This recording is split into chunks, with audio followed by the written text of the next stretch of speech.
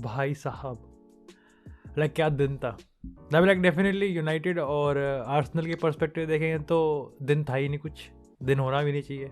दिन कैलेंडर से निकाल दे ज़्यादा बेटर रहेगा। लेकिन क्या कह सकते हैं कि ट्रांसफर मार्केट की जो क्लाइमैक्स था, जो हैप्पी एंडिंग भाई सब लोग देखना चाह रहे थे, वो हैप्पी एंडिंग मिली है। तो भाई वो हैप्पी एंडिंग मिली है। और भाई बार्सिलोना के फैंस को तो भाई खुश होना चाहिए। भाई देखो, I will definitely give you the reasons कि तुमको क्यों खुश होना चाहिए, कोई कुछ कहे या ना कहे।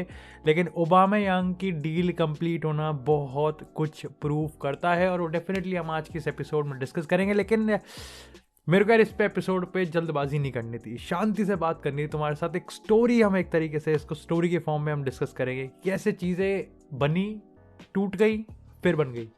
और डेफिनेटली ऑफ कोर्स हम यहाँ पर नए सपेरे की, जो बार्सिलोना में नया सांप है, यानी कि उस्मान डेम्बेले की कहानी को भी अनफोल्ड करेंगे कि कैसे यहाँ पर चीज़ें बनती हुई दिखी, फिर बिगड़ गई, और फिर बनती हुई दिखी उस्मान डेम्बेले के लिए, फैंस के लिए नहीं। लेकिन सबसे पहले बात करते हैं यहाँ पर ओबामेयांग की डील कैसे, यहाँ पर स्टार्टिंग कहाँ से होती है। अब देखो यार, इसकी स्टार्टिंग होती है यूवेंटस वाले खेल से, जब बार्सिलोना और यूवेंटस ने यहाँ पर कहीं ना कहीं साथ में बिड किया था आर्सेनल में कि भाई ठीक है, हम इसको ओबामेयांग को लोन पे लेंगे 6 महीने के लिए। और वहाँ पर यार मैंने अपने एक फुटबॉल डेली के एपिसोड में तुमको बताया था कि देखो, अगर मोराटा यहाँ से यूवेंटस से निकलता है और इसका मतलब पक्का ओबामेयांग यूवेंटस जा रहा है। लेकिन अगर मोराटा यूवेंटस में रहता है तो तुम देख के ले लेना कि एंड मोमेंट तक हमको बार्सिलोना ओबामेयांग के लिए फाइट मारती हुई दिखेगी। और यही चीज़ हुई कि यहाँ पे एलिग्री, यहाँ पे यूवेंटस का जो वोट था, इवन दोनों लाहौर साइन कर लिया, लेकिन वो हमेशा से कीन थे कि ठीक है भाई, हमको यहाँ पर मोराटा जाना है। मोराटा का पूरा मन था बार्सिलोना के लिए खेलने के लिए, लेकिन यस, यहाँ पर वीटो लगा दिया यूवेंटस ने और उन्होंने जाने नहीं दिया। Same coach for Manchester United, जेसे लिंगार्ड, ठीक है ना। तो मैं बीच बीच में यूनाइटेड को गाली देता रहूँगा, और आर्सेनल तो खैर चलो ठीक है। तो एक्चुअली में सीन क्या बन रहा था कि मोराटा रुकने वाला है यूवेंटस में, इसका मतलब एंड डे तक फाइट जाएगी बार्सिलोना और ओबामेयांग के बीच की, और वही चीज़ हमको देखने को मिली। लेकिन एक्चुअली में जो चीज़ सब बहुत स्मूथ सेलिंग चल रही थी, वो चीज़ टूट गई। और वो टूट इसलिए गई क्योंकि यार देखो, हमको पता ही कहीं ना कि बारसा का बहुत कुछ, मैं कहूँगा कि 80% इस ट्रांसफर मार्केट में जो डिपेंडेंट था वो उस्मान डेम्बेले था। और वो आज अभी इस समय आधा घंटे बच रहे हैं ट्रांसफर डेडलाइन खत्म होने के, क्योंकि इस समय 3:45 बज रहे हैं रात के, तो मैं उस टाइम ये वीडियो रिकॉर्ड कर रहा हूँ। इस समय भी कहीं ना कहीं डेम्बेले के रिगार्डिंग काफ़ी ज़्यादा वो है कि रिपोर्ट्स हैं, काफ़ी ज़्यादा हाइप है, काफ़ी ज़्यादा ट्रेंड है कि भाई क्या होगा क्या नहीं होगा। ये जो बताता है कि भाई ट्रांसफर डेडलाइन जैसे 1 घंटे पहले भी लोग सिर्फ डेम्बेले के बारे में बात कर रहे हैं, जबकि सबको पता है डीप इनसाइड कि कुछ भी नहीं हो रहा, सपेरा यहीं रुकेगा। और वो इस एपिसोड में हम लोग क्लियर करके बात करेंगे कि एक्चुअली में सीन क्या था। अब देखो यार, यहाँ पर डील अच्छी चल रही थी, सबको लग रहा था कि ठीक है, उस टाइम तो सबको यही लग रहा था कि डेम्बेले जाएगा और डेम्बेले प्रीमियर लीग या पीएसजी में चला जाएगा और यहाँ पर ओबामेयांग अच्छे से आ पाएगा। लेकिन ये चीज़ नहीं हुई। अब यहाँ पर डेफिनेटली हम डेम्बेले पे बारे में अलग से बात करेंगे, लेकिन यहाँ पर दो चीज़ें एक साथ हो गई और यहाँ पर डबल झटका लगा। सबसे पहले तो यहाँ पर यह हुआ कि आर्सेनल ने ये चीज़ कंफर्म कर दी कि भाई देखो, जो भी है सीन, लेकिन हम पैसे नहीं देंगे, हम ओबामेयांग की सैलरी का एक भी हिस्सा नहीं देंगे। और ओबामेयांग सैलरी के मामले बहुत कुछ कमाता है भाई, वो 300-350 के आसपास की सैलरी लेता है।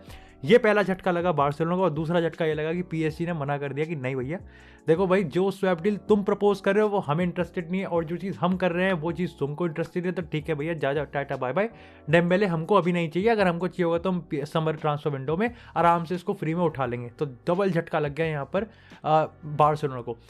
अब देखो सीन यहाँ पर क्या होता है कि हर चीज़ बिल्कुल अगेंस्ट दिख रही होती है, लेकिन यहाँ पर पूरी स्टोरी में कहीं ना कहीं मैं कहूँगा कि जितना बार्सिलोना उतावली थी वो चीज़ों को कंप्लीट करने में, ओबामेयांग एक्चुअली में सवा शेर था। ओबामेयांग सब कुछ कंफर्म भी नहीं है, कुछ कंफर्म नहीं है, लेकिन ओबामेयांग ऑलरेडी स्पेन फ्लाई हो चुका। ओबामेयांग बार्सिलोना में लैंड हो गया। रिपोर्ट्स आने लगी भाई Aubameyang is already been Barcelona. अब देखो, इस पॉइंट ऑफ टाइम पे किसी को कुछ कंफर्म होना हो, लेकिन एक चीज़ कंफर्म हो गई थी कि ओबामेयांग ने अपने मन में बैठा लिया है कि भाई देखो, मेरा आर्सेनल का करियर ओवर हो चुका है। आर्सेनल ने अपने मन में बैठा लिया कि भाई ठीक है, जान छूटे, हमें इससे कोई मतलब नहीं है। और वो भी अपनी तरीके से एंड मोमेंट तक देखो हर चीज़ ट्राई कर रहे थे, कुछ भी हो, लेकिन ये बंदा यहाँ पर वापस नहीं आना चाहिए। और वो मैं आपको बताऊँगा क्यों वापस नहीं आना चाहिए। चीज़ें स्टार्ट होती है कम बैक से, यानी कि अब हम आते हैं अपने तीसरे स्टेज पे, जब चीज़ें बिगड़ती हुई, सब चीज़ टूटती हुई दिख रही थी। लास्ट के कुछ 7-8 घंटों में चीज़ें होती हैं कि नहीं, यहाँ पर बार्सिलोना हार नहीं मानेंगे। And it was due to the Laporta और आलेमानी का ये रोल था कि नहीं भाई, हम यहाँ पर डील को टूटने नहीं देंगे। और उन्होंने यहाँ पर चीज़ें काम करवाई। अब चीज़ें काम करती कैसे हैं, अब देखो यार, यहाँ पर सबसे पहले तो मैं आपको बताता हूँ कि होता हो क्या जाता है कि देखो भाई, ओबामेयांग का सबसे पहले तो मतलब हाइप देख रहा, अब स्टोरी की ये थी थी कि ओबामेयांग अब हॉस्पिटल गया, ओबामेयांग का हॉस्पिटल है भाई ओबामेयांग के लिए कि डेम्बेले को फिर से कोई इंजरी हो गई, ये एक कन्फ्यूजन बना होता। ओबामेयांग अपना मेडिकल पास करता है, उसके बाद कॉन्ट्रैक्ट साइन करता है, ये सब पॉसिबल हुआ यहाँ पर क्लेवर नेगोशिएशन के लिए, और ये सब तब हो रहा था जब डेम्बेले का कोई सीन नहीं था। उस पर मैं अलग से बात करूंगा, वैसे सब साइड बाय साइड चल रहा था, लेकिन क्योंकि एक स्टोरी अलग अलग से हम डिस्कस करेंगे, ज़्यादा आपको क्लियर पिक्चर दिखेगा तो ज़्यादा बेटर रहेगा। ये चीज़ हुई यार इसलिए क्योंकि ओबामेयांग अब यहाँ पर फ्री है, ही इज़ एब्सोल्युटली फ्री। यहाँ पर बार्सिलोना ने आर्सेनल को कुछ नहीं दिया। आप इसको एक तरीके से ऐसे समझ सकते हो कि सबसे पहले आर्सेनल और ओबामेयांग का कॉन्ट्रैक्ट टर्मिनेट हुआ और उसके बाद एज अ फ्री एजेंट यहाँ पर ओबामेयांग ने बार्सिलोना को ज्वाइन कर लिया with a 6 month loan deal, जिसको यहाँ पर बढ़ा के 1 साल कर दिया जाएगा, यानी कि 1.5 साल की डील है मोटे मोटे तौर पर। सैलरी यहाँ पर majority of the part salary यहाँ पर गिव अप कर दी है ओबामेयांग ने, और कुछ बताया जा रहा है कि जो सैलरी वो यहाँ पर छोड़ रहा है ना, वो सैलरी वो अगले साल कमा ले, क्योंकि देखो बार्सिलोना को जो वेज की दिक्कत है उनको पता है नेक्स्ट सीजन तो उनको बहुत छूट मिल जाएगी, तो डेफिनेटली उनको जो भी कॉम्प्रोमाइज़ करना है वो अभी करना है, और फिर तो देखो फिर पिछवाड़े पे लात लगनी है डेम्बेले के। अब यहाँ से 2 सवाल खड़े होते हैं कि क्यों बार्सिलोना के लिए मैंने सबसे पहले कहा कि नहीं उनको तो खुश होना चाहिए, और क्यों आर्सेनल ने भाई इतना ये जो धक्का मार वाली चल रही थी, जबकि खुद उनके पिछवाड़े पे लात लगी, उन्होंने एक भी स्ट्राइकर साइन नहीं करा, समझ रहे हो, और फिर भी वो लगे पड़ेंगे नहीं हमें ओबामेयांग वापस नहीं चाहिए। अब देखो यार यहाँ पे सबसे पहले सीन होता है बार्सिलोना की, अगर हम बात करें तो देखो यार मैं इसको लगातार बार बार बोलता रहा हूँ, I think this is the perfect time जब मैं एक बार इसको फिर से रिपीट कर दूं कि उनके लिए चैंपियन लीग फुटबॉल बहुत ज़्यादा इंपॉर्टेंट है, प्लस उनको मोराटा तो चाहिए ही चाहिए था। मोराटा नहीं आया तो क्या हुआ, लेकिन चैंपियन लीग फुटबॉल तो हमको फिर भी चाहिए ना, तो ऐसे में ओबामेयांग से बेटर और कौन होगा। और देखो मैंने आपको बताया भी कि यार ओबामेयांग का आर्सेनल में जो भी है, लेकिन सबको पता है कि ओबामेयांग ठीक है, ओबामेयांग बिहेवियर के मामले में, मेरे लिए वर्क एथिक के मामले में, कमिटमेंट के मामले में अगर उस पर कंट्रोल रखा जाए, उसको यूज़ करना आ गया, तो he is absolutely very good. और यहाँ पर देखो सबसे पहली बात है कि हाँ काफ़ी लोग इस पे आर्ग्यू कर रहे हैं कि बार्सिलोना को डिफेंस में करना चाहिए, डिफेंस में करना चाहिए। और मेरे को लगता है कि देखो यार बार्सिलोना को पता है कि अगर चैंपियन लीग फुटबॉल अगर उनको चाहिए, अगर उनको आने वाले 6 महीने में कुछ अच्छा करना है, जावी को कुछ पेपर पे दिखाना है, ऑलरेडी सब लोग जावी की तारीफ कर रहे हैं, लेकिन फिर भी वो होता है ना कि सेल्फ सेटिस्फैक्शन के लिए पेपर पे कुछ दिखाना है, नंबर ऑफ गोल स्कोर करना बहुत ज़रूरी है। अंसु फाटी अनफॉर्चुनेटली बेचारा इंजर्ड हो चुका है फिर से 1-2-3 महीने के लिए, 4-5-6 हफ्ते के लिए। Memphis Depay definitely not in form, उसके बाद फेरन टोरेस को थोड़ा टाइम लगेगा, आडम ट्राओरे को भी थोड़ा टाइम लगेगा, लूक डियोंग के साथ बहुत रिस्ट्रिक्टेड गेम प्ले होता है, तो कौन करेगा, ओबामेयांग करेगा। और ओबामेयांग को आपको पता है कि हमेशा से वो बार्सिलोना बड़े क्लब के लिए लिंक्ड हुआ है, और इस बार फाइनली यहाँ पर ये चीज़ होनी थी। एंड ऑफ कोर्स कहीं ना कहीं लपोर्ता है तो देखो उसको करना तो था ही, उसको डेफिनेटली जनवरी ट्रांसफर विंडो में लग ही रहा था भाई, वो इसमें भी कुछ ना कुछ करने के चक्कर में है, और उसने ये चीज़ करके दिखा दी। अब बात करते हैं कि आर्सेनल का क्या चक्कर था। अब देखो यार आपको समझ में आएगा, मतलब सोच रहे होगे कि यार आर्सेनल ने साला किसी को साइन भी नहीं करा, आर्सेनल ने साइन भी नहीं करा, फिर भी यार ओबामेयांग को धक्के मारने पे तुले हुए हैं। तो देखो उसके पीछे सीन यार यहाँ पर ये है कि इस पॉइंट ऑफ टाइम पे आर्टेटा ओबामेयांग को यूजलेस मानता है। या थोड़ा मैंने रूड वे में बोल दिया, but to be very fair 2 टुक मैंने बात कह दी आपको कि आर्टेटा के हिसाब से ओबामेयांग को यूज़ करने का उस पर कोई प्लान नहीं है। आर्टेटा के हिसाब से बिना ओबामेयांग के वो ज़्यादा बेटर खेलेंगे as compare to with him. दूसरी बात कि जब यूज़ ही नहीं करना तो उसकी हम सैलरी क्यों दे। उन्होंने कहा कि देखो अब आप सोचोगे कि भाई चलो ये तो पहला पॉइंट है कि ठीक है ओबामेयांग को बेचना है, लेकिन फिर फ्री एजेंट के तौर पे क्यों, तो उसके पीछे ये है कि ठीक है उसके 18 महीने बचे हैं उसकी कॉन्ट्रैक्ट में, तो ऐसे में हमको 5, 10, 15, 20, 25 मिलियन की बजाय तो छोड़ो भाई, इससे जान छूटे, क्योंकि तो ऐसा प्लेयर है जिसको हमें यूज़ ही नहीं करना, तो ठीक है भाई इसकी सैलरी भी इतनी है कि हम इसकी सैलरी अवॉइड कर लेना, तो अपने आप में हमारे लिए बड़ा एक बिग डब्ल्यू, और यही आर्सेनल ने यहाँ पे करके दिखाया। अब बात करते हैं यहाँ पर डेम्बेले की। अब देखो यार डेम्बेले की सिचुएशन की बात करें तो देखो भाई इसने नाक में दम तो बहुत करा। अगर मैं कहूँगा कि अगर डेम्बेले की सिचुएशन सॉल्व हो जाती तो ओबामेयांग, ना ही सिर्फ ओबामेयांग बल्कि टाग्लियाफिको या फिर ग्रिमाल्डो और भी एक आधा प्लेयर और यहाँ पर बार्सिलोना डेफिनेटली ट्रांसफर मार्केट में एक्टिव थे, लेकिन बिकॉज ऑफ डेम्बेले यहाँ पे चीज़ें बहुत ज़्यादा रिस्ट्रिक्टेड हो गई।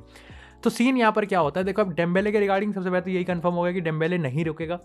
हम इस पे ये तो बात करेंगे कि क्या ट्रांसफर स्टोरी कैसे अनफोल्ड होती है, लेकिन ये भी बात करेंगे कि अब यहाँ से बार्सिलोना क्या करेगी और यहाँ से क्या प्लान होना चाहिए। सबसे पहले 4 क्लब की हम बात करेंगे। पहला है PSG, दूसरा है चेल्सी, तीसरा है यूनाइटेड और चौथा है स्पर्स। अगर PSG की बात करें तो मैंने आपको बता ही दिया कि सबसे स्ट्रॉन्ग और सबसे मतलब बिलीवेबल यही लग रहा था कि PSG जा रहा है भाई, ये ठीक है, PSG को उन्होंने थमा दिया है, तो भैया हमारी मुसीबत तुम्हारे हाथ में, तुम्हारी गोदी में लेके भाग लो। लेकिन ऐसा नहीं हुआ। लेकिन अभी भी ये कहीं ना कहीं कंफर्म लग रहा है कि PSG यहाँ पर समर ट्रांसफर विंडो में लेके चली जाएगी। PSG के साथ हमेशा से फॉर्मुलेट नहीं हुआ। देखो PSG को अभी नीड नहीं है, समझ रहे हो? अगर हम इसको रिप्लेसमेंट के तौर पे भी देख रहे हैं, PSG के पास अच्छी खासी डेप्थ है, लेकिन इस समय नीड नहीं है। नीड कब होगी? जब एम्बापे निकल जाएगा। अब बात करते हैं यहाँ पर चेल्सी की। चेल्सी बढ़िया पोजीशन में, सबको पता है कि थॉमस टुकल को उस्मान डेम्बेले बहुत ज़्यादा पसंद है, उस्मान डेम्बेले को वाइस वर्सा है, दोनों बढ़िया अपना मतलब जो भी लवी डवी है इनका वो अपना सीन है। लेकिन चेल्सी के पास भी अभी इतनी कोई नीड नहीं है कि वो उस्मान डेम्बेले को यहाँ पर लेके आए। प्लस उस्मान डेम्बेले जिस तरीके की वो सैलरी मांग रहा है, I mean like shark tank में उसकी भूत उतार देंगे, निक्कर उतार के उसके कपड़े फाड़ देंगे अगर वो ऐसे पैसे मांगेगा। बट स्टिल जोक्स अपार्ट, जिस तरीके की वो सर्विस दे रहा है और फिर उसके बदले में जो वो पैसे मांग रहा है वो जस्टिफाइबल नहीं है। और यही रीज़न है कि मैनचेस्टर यूनाइटेड भी मैनचेस्टर यूनाइटेड देखो कभी इंटरेस्टेड थी भी नहीं। सही बताओ, वो ये है कि ठीक है, अनफॉर्चुनेटली कुछ चीज़ें ऐसे अनफोल्ड हो चुकी हैं ग्रीनवुड वाले मामले में कि यहाँ पर हमको कहीं ना कहीं मार्केट में घसीट दिया जाता है ना। प्लस हमारी कुछ बदनसीबी भी ऐसी है कि हम तो भाई किसी को साइन ही नहीं कर रहे, तो डेफिनेटली चलो भाई कुछ नहीं है तो खाली पीली फोकट उस्मान डेम्बेले के साथ ही लिंक हो जाते हैं। तो खैर ये तो हमारा टाइम पास था। अब बात करते हैं स्पर्स की। ये थोड़ा रूड भी है, थोड़ा ऑफेंसिव भी है, थोड़ा मजाक वाला भी है। स्पर्स इंटरेस्टेड थी, लेकिन एक प्रॉब्लम था स्पर्स की तरफ से। प्रॉब्लम ये था कि जो अगेन वो डेम्बेले जो पैसे मांग रहा है, वही मैंने कहा ना कि सब गाली दे रहे थे। लेकिन दूसरा प्रॉब्लम, सबसे बड़ा प्रॉब्लम ये था कि डेम्बेले ने रिजेक्ट कर दिया स्पर्स को। ये बाकी चारों क्लब्स में से एकमात्र स्पर्स ऐसा क्लब है जिसको डेम्बेले ने रिजेक्ट कर दिया, और ये अपने आप में हास्यास्पद जो हंसी का पात्र कह सकते हैं हम इस बात को, कि हंसी का पात्र ये वाला टाइप था। अब बात करते हैं कि जब 6 महीने रुकने वाले हैं हमारे भाई, तो ये यहाँ पर क्या करेंगे? तो ये यहाँ पर कुछ नहीं करेंगे, ये यहाँ पर कुछ नहीं बैठ के बस स्टैंड्स में बैठ के बेंच गर्म करेंगे। इनका यहाँ पर सीन है, नेक्स्ट 6 महीने बाद का प्लान देखें। यहाँ पर कुछ रिपोर्ट्स, अगेन मैं इसको रिट्रेट कर देता हूँ कि अगर बार्सिलोना इसको खिलाती है तो ठीक है, मतलब मैं जावी को या फिर लापोर्ता को ब्लेम नहीं करूँगा, but I will still be मतलब मेरे को लगता है कि तुमने ट्रावरे ले लिया यार, फेरन टोरस तुम्हारे पास है, तुम्हारे पास अच्छी खासी डेप्थ है, और अब तो तुमने ओबामेयांग को भी ले लिया, तो you need Barcelona need Ousmane Dembele, but still they don't desperately need Ousmane Dembele. कोई ना कोई उसको गैप भर सकता है, बट स्टिल आई थिंक वो सही बताओ अप्रोप्रिएट वर्ड अगर मैं सेंटेंस यूज़ करूँ तो वो ये है कि ऐसी नीड नहीं है कि अपनी प्राइड को सेकंड प्रायोरिटी रखते हैं, ऐसी नीड नहीं है, आप उसको बिठाओ। प्लस यहाँ पर कहीं ना कहीं अब तो अगर नेक्स्ट 6 महीने के अंदर देखो अब तो रुकने वाला है, तो मे भी हमको बहुत बार सुनने को मिलेगा कॉन्ट्रैक्ट रिन्यू हो सकता है, ये है वो है, कॉन्ट्रैक्ट टर्म्स पे है। वैसे अब इतना चीज़ें ख़राब हो गई हैं तो क्या ही कॉन्ट्रैक्ट टर्म्स पे होगा, लेकिन ठीक है, अगर कल को कॉन्ट्रैक्ट टर्म्स पे भी आ जाता है तो वही है, अगर कॉन्ट्रैक्ट टर्म्स करना है तो बेटे हमारे टर्म्स पे, हमारे कॉन्ट्रैक्ट रिन्यू करेगा तो हमारे टर्म्स पे करेगा, तेरी अब नहीं चलेगी बिल्कुल भी, ये तू लिख के ले। लेकिन मेरे को जैसे मैंने कहा कि चीज़ें इतनी ज़्यादा ख़राब हो चुकी हैं, बार्सा फैंस इतने ज़्यादा उसके टर्न अगेंस्ट हो चुके हैं कि यहाँ से मेरे को लगता नहीं है कमबैक कभी होगा। क्योंकि अभी तक अगर पूरे उस्मान डेम्बेले की करियर की बात करें तो कुछ चीज़ कभी कितनी गलत की हो, कुछ चीज़ कभी अच्छी गई हो या ना गई हो, या कितने इंजरीज हों, कितने उसके ट्रैक रिकॉर्ड स्टैट्स खराब हों, एक चीज़ जो हमेशा से अच्छी थी उसके लिए वो ये थी कि वो बार्सा फैंस के लिए काफ़ी सही रहता था, बार्सा फैंस उसे हमेशा से रिस्पेक्ट करते थे। लेकिन इस समर ट्रांसफर विंडो, मतलब इस जनवरी ट्रांसफर विंडो में और इस पूरी बार्सा की पूरी फाइनेंशियल कंडीशन में, जहां सब लोग कहीं ना कहीं अपनी तरीके से कंट्रीब्यूट करने की कोशिश कर रहे हैं, वहीं उस्मान डेम्बेले ने ये चीज़ नहीं करी, और बार्सा फैंस इस चीज़ को आराम से नहीं बोलेंगे। बार्सा फैंस क्या, कोई सा भी अगर क्लब का फैंस होता तो डेफिनेटली नहीं बोलते। सो ये इस तरीके की सिचुएशन थी जैसे अनफोल्ड हुई है। डेफिनेटली मैं इस पर भाई तुम्हारे साथ बहुत आराम से बात करना चाहता था, इसलिए मैंने आराम से टाइम लिया, मैंने आराम से अपना 13-14 मिनट लिए, मैंने टाइम फोकट करा। प्लस वॉच टाइम बढ़ जाता है, व्यूज़ बढ़ जाते हैं, मैं ऐड डाल दूंगा 4-5 तो मेरे पैसे भी बढ़ जाएंगे, वो चल कोई अलग बात है। लेकिन thank you so much guys for watching this video, और जितने लोग मेरे साथ लाइव में जुड़े हुए थे तुमको तो यार दिल से सलाम है, बाकी जिन्होंने मिस कर दिया कोई बात नहीं यार, नेक्स्ट टाइम जरूर साथ में बैठेंगे। तब तक के लिए यार that's it for this video. आपने वीडियो को लाइक नहीं किया तो लाइक करें, चैनल को सब्सक्राइब करें, आपको इसी तरह इस चैनल पर एक्सक्लूसिव कॉन्टेंट चैनल पर मिलता रहेगा। तब तक के लिए stay tuned, stay safe, and I'll see you guys in the next episode.